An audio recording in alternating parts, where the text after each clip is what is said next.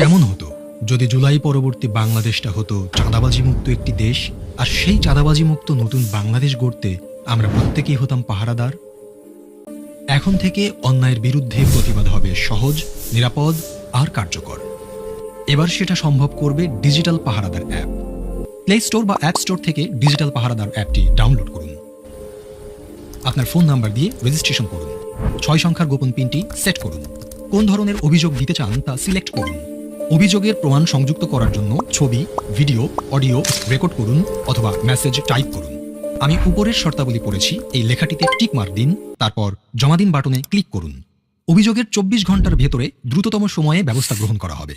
আপনার অভিযোগটির অগ্রগতি অ্যাপটির মাধ্যমে ট্র্যাক করতে পারবেন। অভিযোগটির সর্বশেষ তথ্য আপনাকে SMS এর মাধ্যমে জানানো হবে। চাঁদাবাজি এর পাশাপাশি দুর্নীতি, ঘুষ, মাদক, সন্ত্রাস, বুলিং বা ইফটিজিং ও অপহরণ সংক্রান্ত অভিযোগ দিতেও অ্যাপটি ব্যবহার করতে পারবেন। অভিযোগকারীর নিরাপত্তা নিশ্চিত করার জন্য পরিচয় গোপন রাখা হবে। নিরাপদ বাংলাদেশ গড়ার লক্ষ্যে আমরা প্রত্যেকে এক একজন দায়িত্বশীল পাহারাদার। অন্যায় অপরাধের অভিশাপ দূর করার লক্ষ্যে আপনার এবারের ভোটটি হোক দাঁড়িপাল্লার লক্ষ্যে। চলো একসাথে গড়ি নিরাপদ, চাঁদাবাজি মুক্ত নতুন বাংলাদেশ।